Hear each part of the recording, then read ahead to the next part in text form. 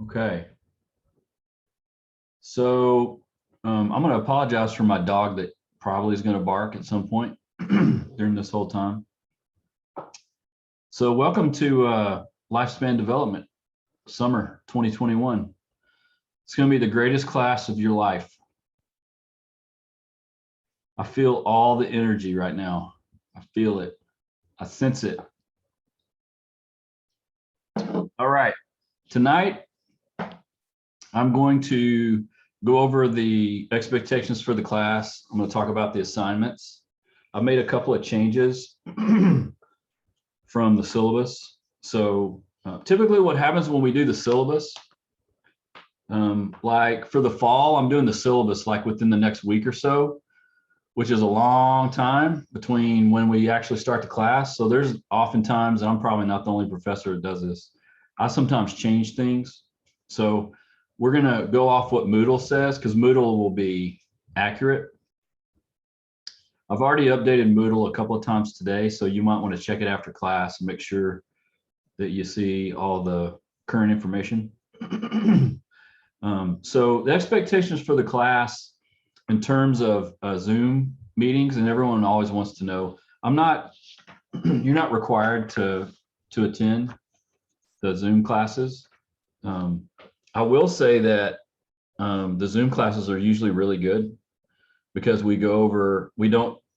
I am not going to spend a lot of time like reading the text or even going over a bunch of slides. It's going to be very practical.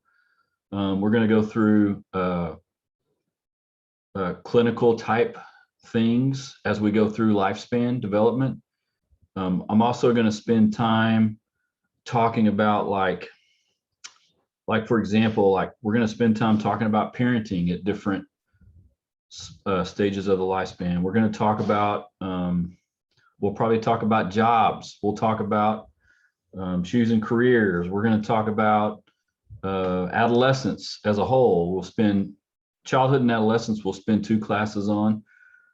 And then we'll also spend time at the end talking about endings in older adulthood. So we're going to spend our time talking about things that are relevant, especially as you're going into clinical practice or school counseling. And so I do my best to make it practical. Having said that, the Zoom classes are not mandatory. You don't have to show up. I will record them. You can watch them later. I'll also put up videos throughout the semester over various topics. Like I think I have a couple up right now you can check out. And the last thing I'll say before we move forward is the best way to read the textbook to me, and this is after doing this for a little while, my suggestion about reading the text, because there's always people that want to know, do I read this chapter this week and then this chapter next week? And so if you want to read like 2 chapters a week, or if you want to read chapters 1 through 3 in 1 week, you can do it however you want. My suggestion would be to get the midterm study guide. And as you read, because it's done by chapter, so it starts with the first chapter and goes the midterm exam goes the first half of the book, and the final exam is the back half of the book. My suggestion would be read with that study guide in mind, and that'll kind of guide your reading, if that makes sense. So having said that, I'm going to pull up, I'll tell you all a funny story while I'm doing this. Last semester, sometime, I'm not sure how this happened, but somewhere along the route, I lost my ability to share my screen on Zoom, which is kind of a bummer because I share my screen a lot because I show different things. Well, when this happened, I didn't know it had happened, and I taught like 20 minutes of a class and no one said anything. Like, hey, we can't see your screen. Until finally someone was like, hey, by the way, Dr. Bedard, we can't see your screen. I'm like, well, that would have been good to know, 20 minutes ago. So hopefully this is going to work. I think I fixed it. Everybody see that? Hopefully. Okay. Yes. I'll move everybody up here. All right. So I'm going to go over a couple of things. I'm going to start with the exam study guides. So the midterm and the final exam are 75 questions each. They're multiple choice. They will be they'll be web-based. What typically happens is I will put a link up on a Friday, and then you'll have until the following Wednesday to take the exam. That means you can use your book, you can use the study guide, you can start and stop the exam because it saves your place if you log out and picks back up when you start again. You technically have 4 hours to complete the exam. It usually takes people about an hour and a half or so. If you do the study guide, you will find that the questions look almost pretty much identical to the exam. It's almost like I got the questions right off the exam, if you understand what I'm saying. So if you do the study guide, you'll do very well on the exam.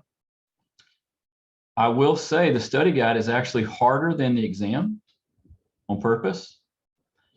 Because of that, from time to time, I've had students that have wanted to ask questions about how to complete the study guide, like ask questions about some of the questions.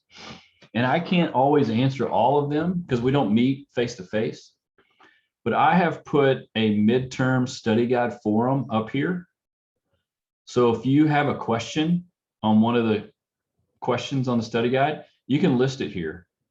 And I've had a lot of good feedback from that from students because that's a way to interact with each other, kind of share notes. I've even had students organize like study guide kind of parties. I know that sounds really weird, but I've had students do that too. So the midterm and the final study guide, that's what I would use to kind of guide my reading. I think it would be the best guide for you. Okay. Now, let's talk about, a couple of things on here. There's a couple of documents that aren't like, there's nothing due. They're just information for you. Like this developmental period synopsis, that just gives you a breakdown of the different stages of development. Same thing with developmental theories. There's several. I have kind of just broken those down and given those to you there. Those are just for you to keep. I would use them for other classes, and I know students also use them for the licensing exam as well. So those are there for you. I've changed this important due date document to better reflect what's going on. I thought I had swapped out the old one for the new one, but I didn't. So thanks for letting me know. Someone sent me an email today or yesterday, and I kind of fixed that up. So you'll see the assignment due dates here. So the exercises, the midterm, the reflection paper, which I'll talk about here in a second, and the final exam. And then I've given you a schedule of the Zoom classes that we'll have. We're actually going to have 6 this time. I usually only do 5, but I'm going to do 6 this time. The summertime's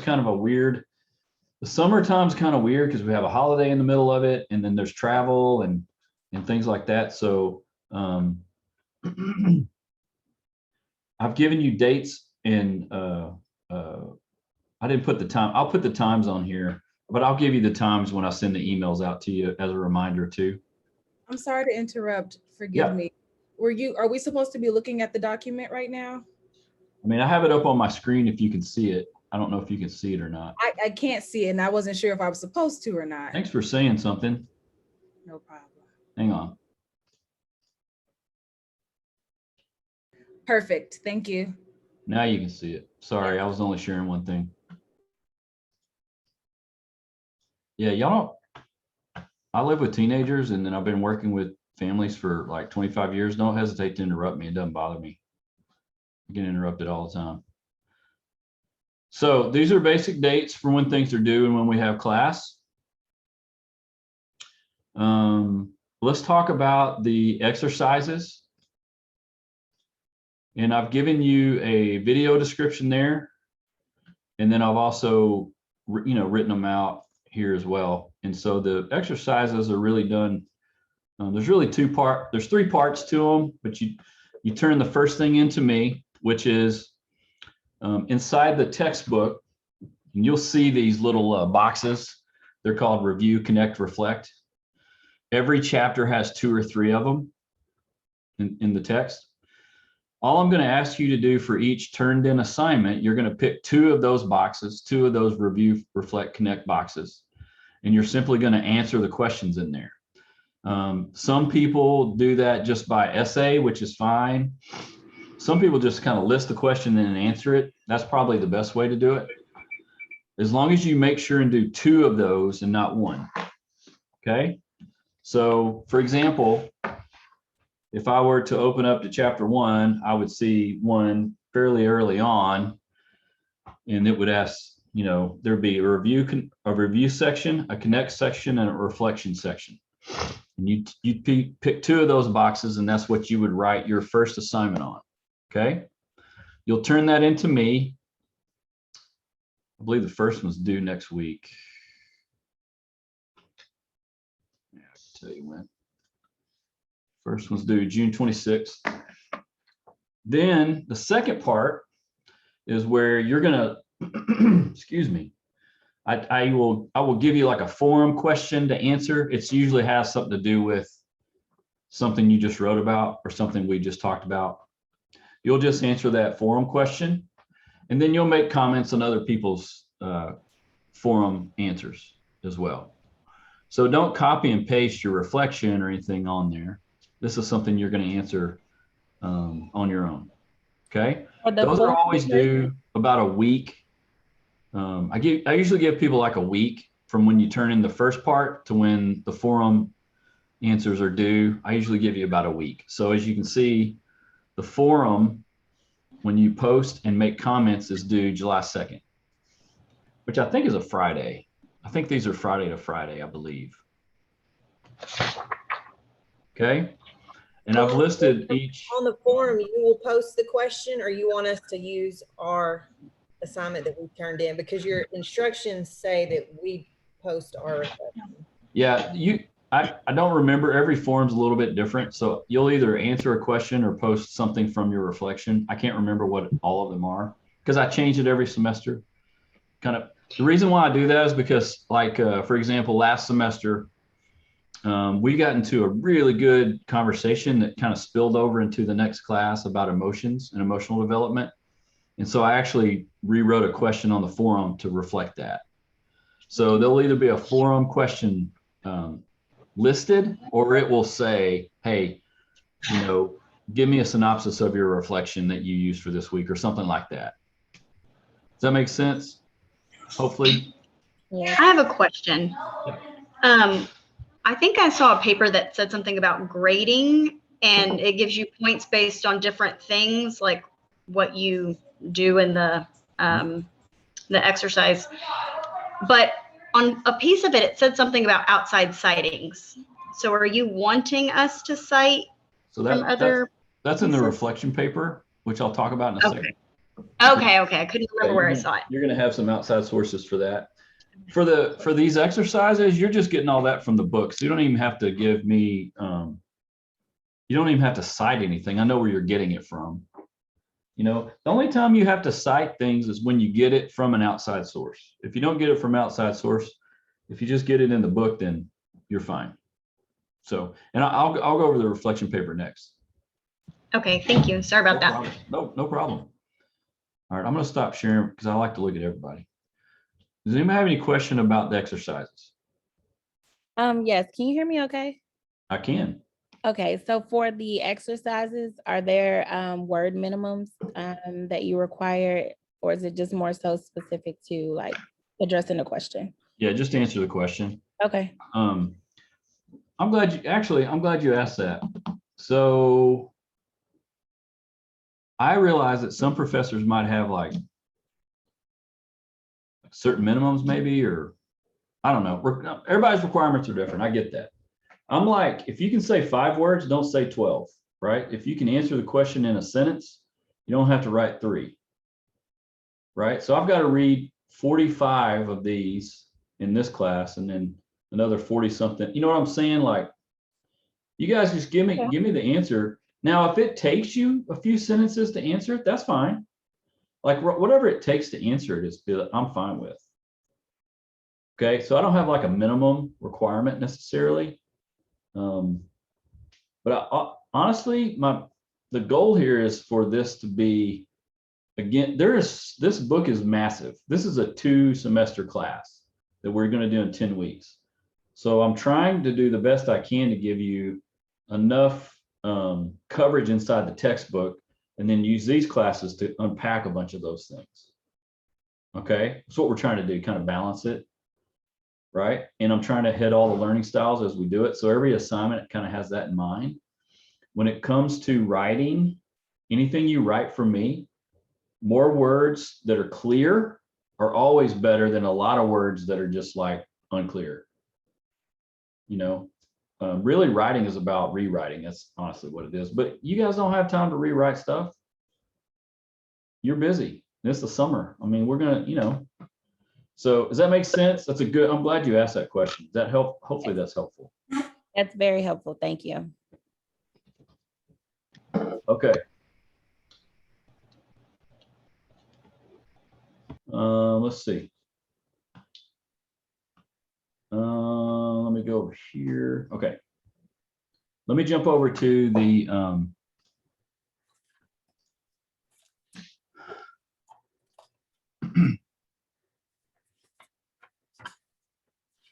so what I used to do in this class, you know, we're going to actually start, y'all know we're going to meet like face-to-face starting in the fall, which is kind of cool. This class used to be, we used to do presentations.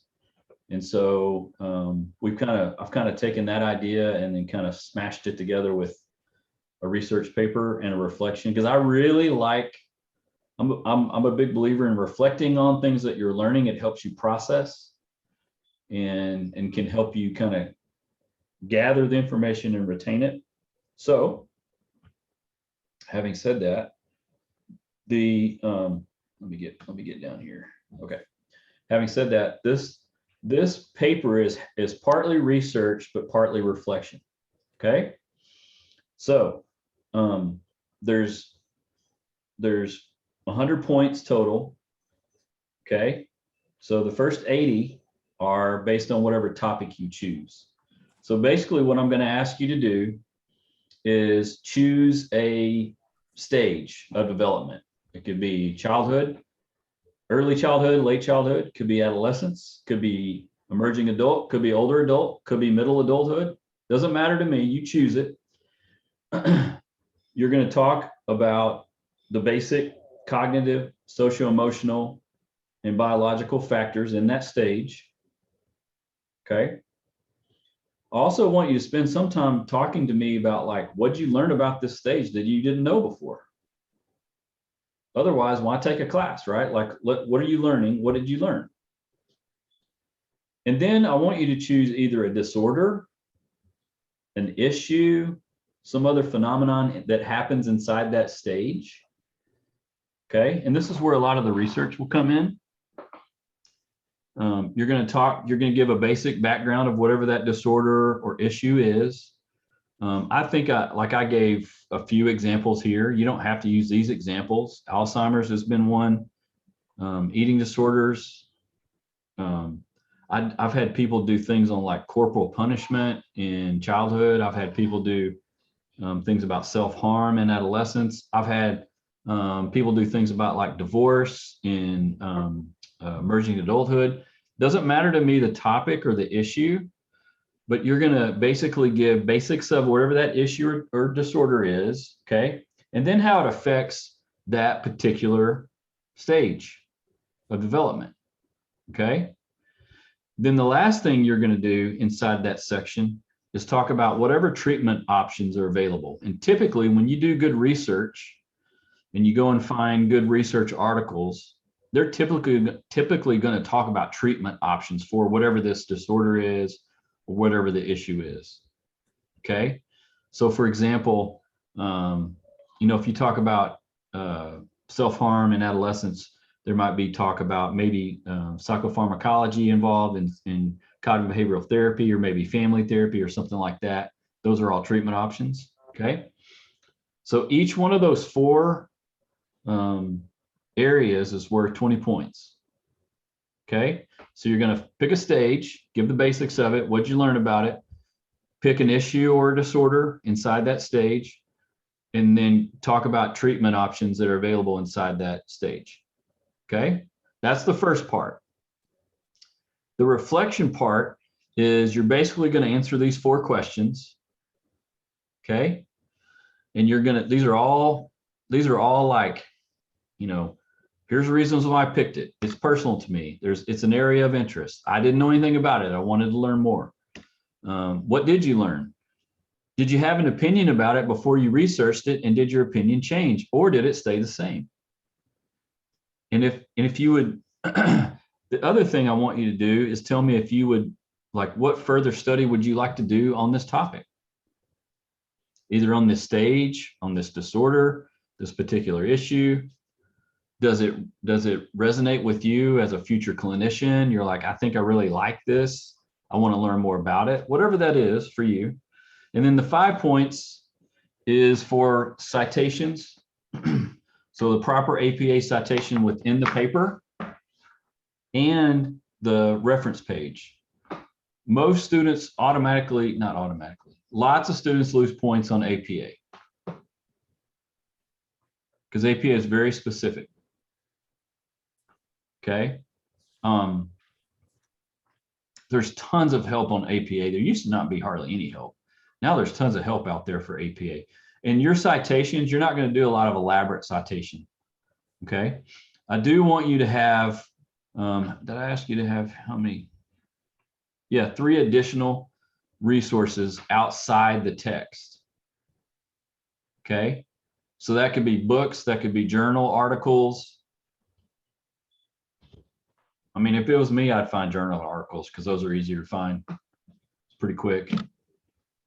Okay, you need to have 3 besides the book.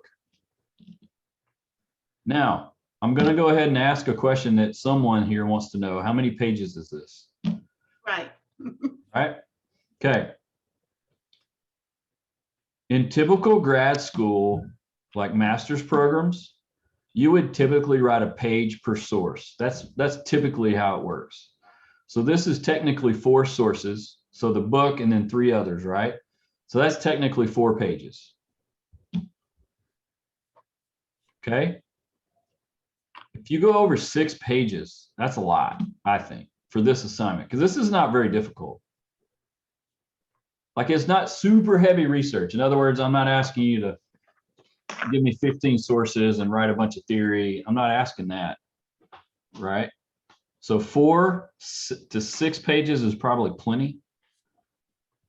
Honestly, like in terms of like style and clarity, I can tell within the first 2 pages usually.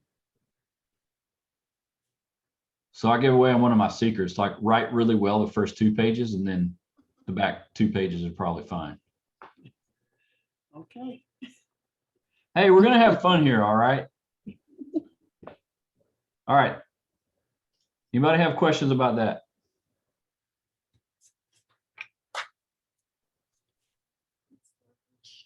I'm the greatest communicator ever in the world. It's awesome. Okay. So I do have a question on your, Oh, no. on your example of the reviews. You say post 1 comment to the forum, and on your explanation, you say post 2. So are we going to post 1 or 2 comments on classmates? Oh, yeah. Just one's fine. 1? Okay. Yeah, one's fine.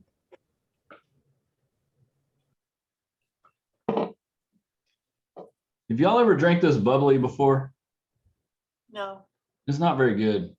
Yeah, no, it's not good. It tastes No, it's like, not good at all. It's supposed to be strawberry, and it's not strawberry at all.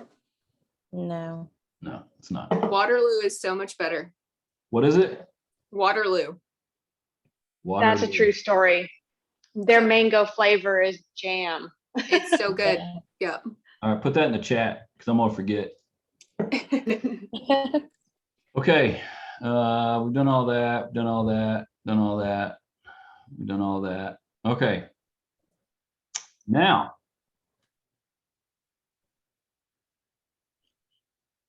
where's my little, hang on, I gotta find something. Hang on just one second. Oh, there it is. Okay. So here's what you guys will notice that we have a class tonight. And then we have one Saturday.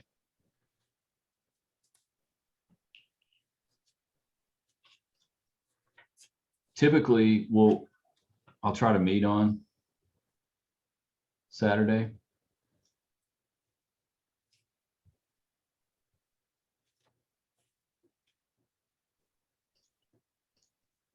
Get back over here. Okay, there we go. So our Saturday class, get back over off this.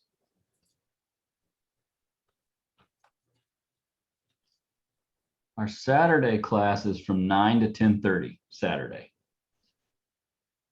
Now, I know that some other professors, at least one, is meeting on a Saturday.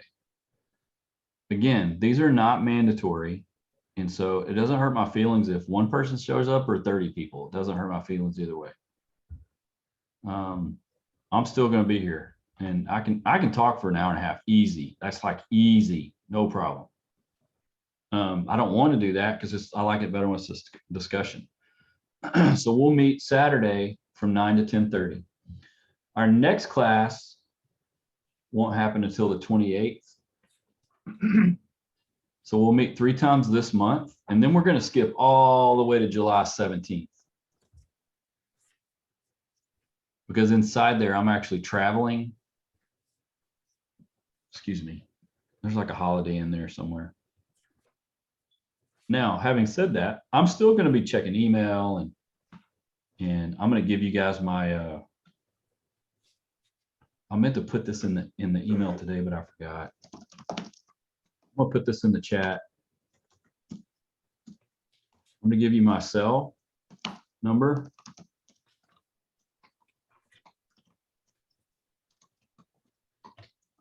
And this is my practice email address. The quickest way to get a hold of me, because Moodle is really hard to log in and out of and send messages, but I can send them really quick from there. Don't hesitate to contact me if you need something you can text me. Just tell me who it is and what class it's. I got 90 students, and so I have a hard time keeping them all straight with the class. So if you text me, just tell me who you are and what class you're in, and give me like 24 hours to get back to you. I usually get back quicker than that, but during the summer, it's my hours are a little bit weird. Okay. And I'll send this in an email too, follow-up email. I'll give you this information again. Okay. Now, having said that, we got about 10 or 15 minutes, or about 20 minutes, the rest for today.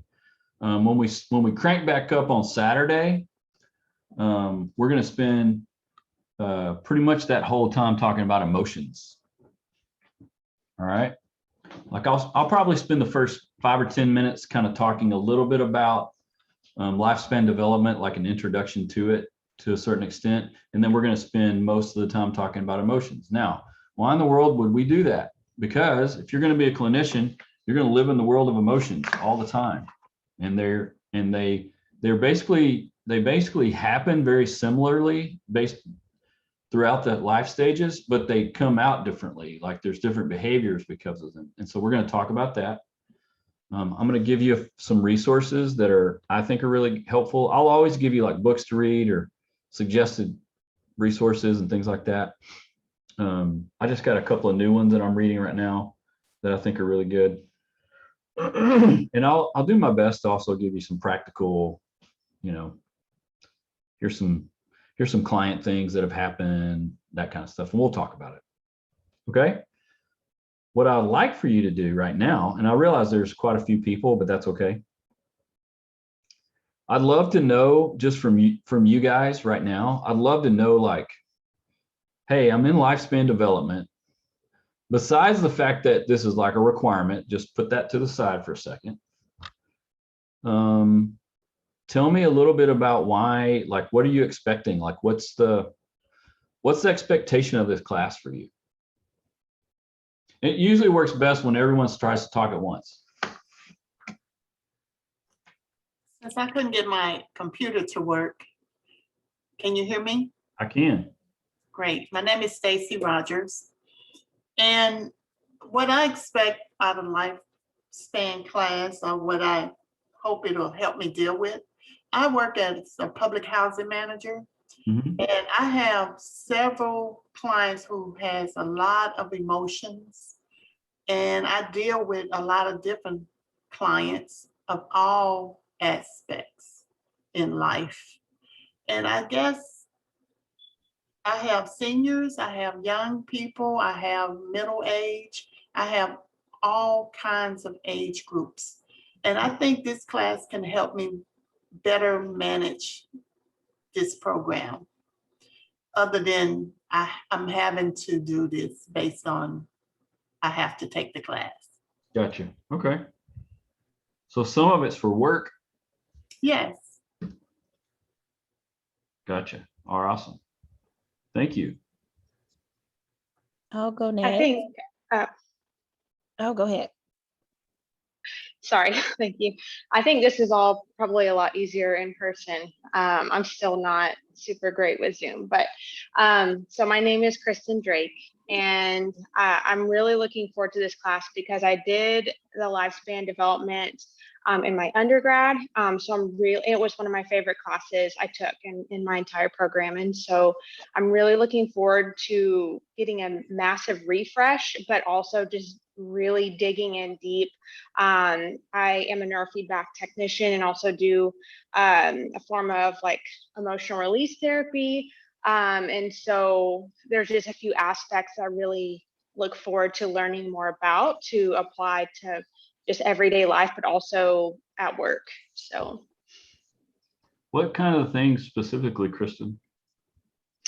I think in particular, just digging in to more of the like adolescent span, really being able to understand even just a macro look at, you know, how everything is connected. Kind of how you were mentioning about the emotions through the lifespan. I'm super jazzed about that. I don't know if that's specific enough. No, that's I'm just good. excited to learn all of it, honestly. So Okay, great. Thank you. I can go. Go for it. My name is Jessica, but I go by Jess. I am excited to take this class. I primarily work with the littles. I am a nanny, so I work with pretty much like 12-year-olds and under, and I love it. Like, I want to become a registered play therapist. That's my dream. So I'm excited to get to learn like the adult and Jerry part of it. My mom works as a geriatric nurse practitioner, so I learned some from her, but not. Sorry, I'm driving. You're Not fine. as much as far as like the emotions or the connections between them. It's really just like the human connection that she talks about. So I like dealing with kids. Obviously, like I would have to deal with the parents, so I would like to like learn more about like the adulthood, and also just like the interaction between the adolescents and the early childhood with the adults. And I specifically work with children with autism, and so like being able to learn like kind of how they interact besides like the families that I have worked for. Okay, good. All right. Thank you.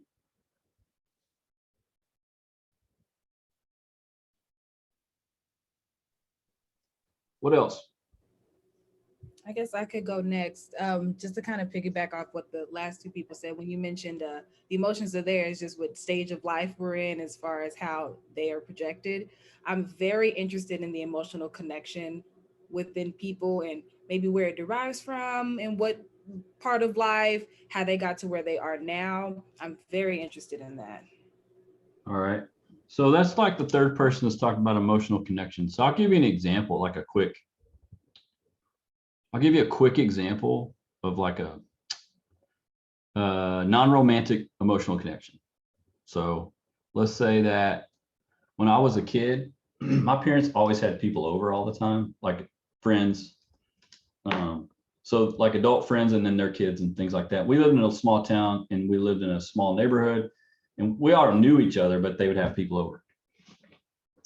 Some of my best memories are actually when we would have people over, like on a Friday night, let's say, and I'm going to date myself a bit here. We used to play Trivial Pursuit when it came out, which was like the original one, like the one that's really, really hard.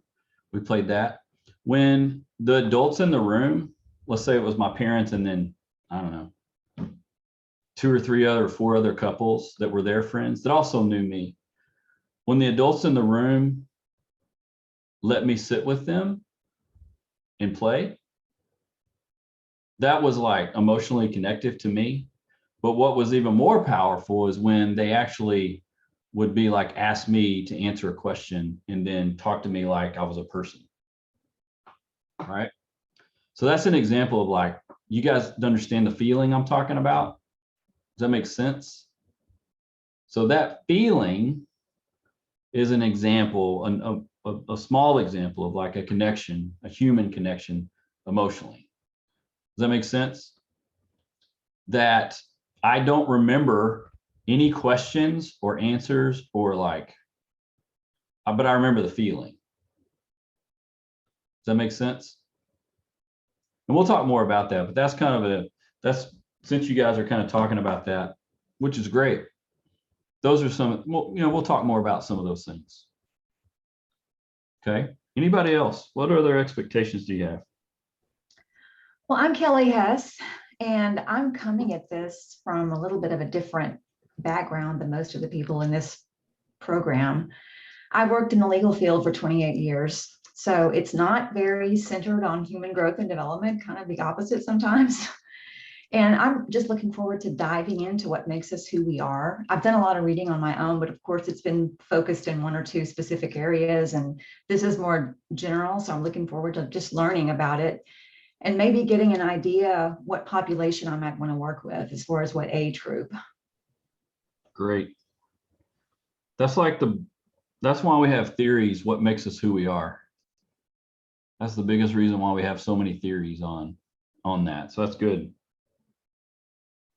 So Kelly, when you're saying that, you mean like what makes us do things we do?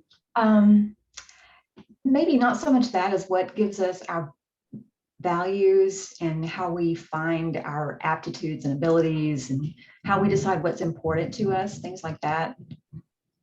And maybe also if there's a disorder involved, what might have been the origin of that.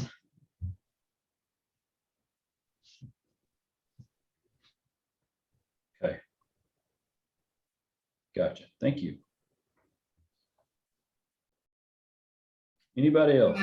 I guess I'll piggyback off of Kelly also. So my first job out of college was working at a domestic violence shelter.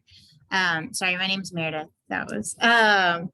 And I got to work, I worked in the Child Development Center. So I got to see these kids who have come from terrible homes and terrible backgrounds and have seen things that they shouldn't have seen at a very young age, and just seeing how they developed with this trauma base behind it.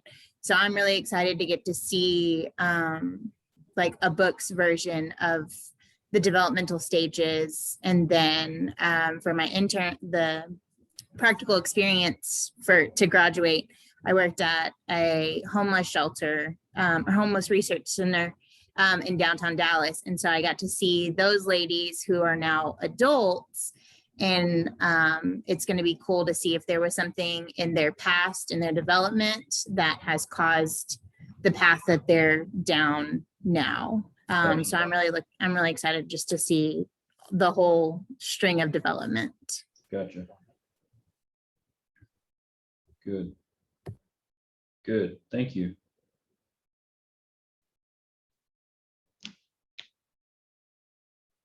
You guys aren't looking for much. Just like everything, right? That's okay.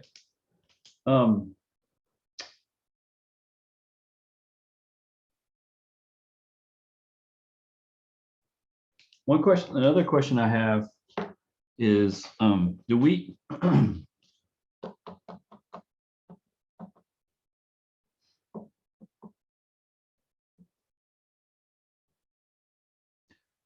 it's not really a question.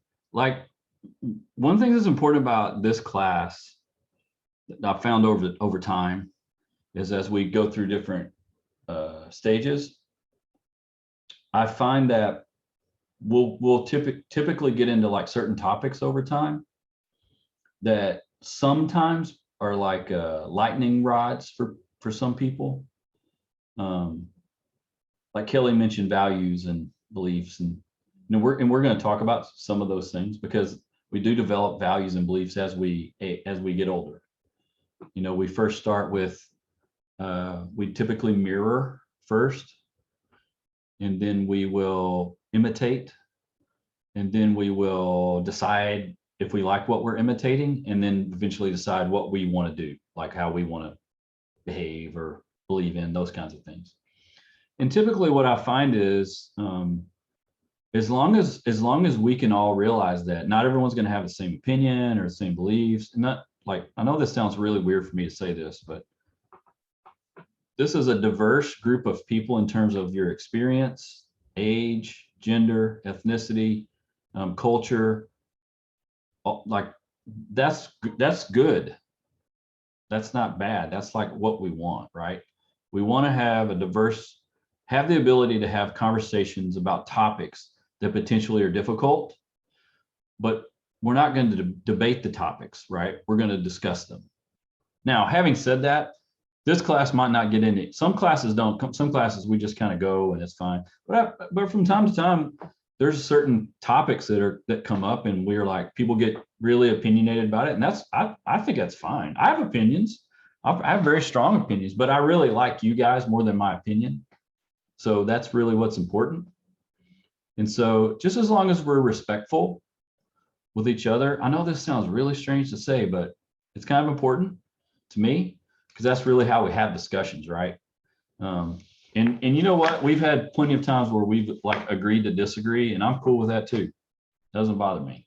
So as long as you guys are good with that, this class will be great. You'll actually really like the class, right? Now, I'm not gonna go and try to get us all escalated and everything. I'm not gonna do that. It just sometimes happens, and I just feel the need to say that sometimes in my classes, okay? Because I really love so far from the people that have spoken up, I really like all y'all's experiences. I mean, I think it's great. You have a lot to add to this discussion, okay? Now, we have about 5 minutes.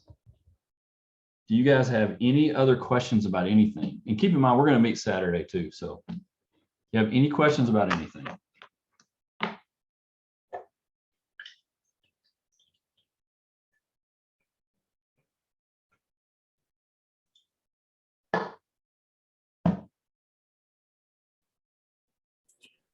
I missed the first, I was here, but I missed the volume of do we have to post anything today? Because I didn't hear anything. Yeah, the first thing's not due till the 26th. I'm not gonna be that mean, make y'all turn something in all, like Friday. Yeah, I printed everything from from the screen today. All right. Hey, now y'all go do something else.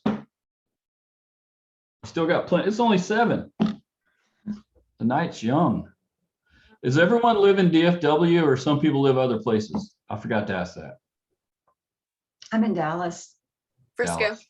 Frisco. Yeah, Frisco. McKinney. Dallas.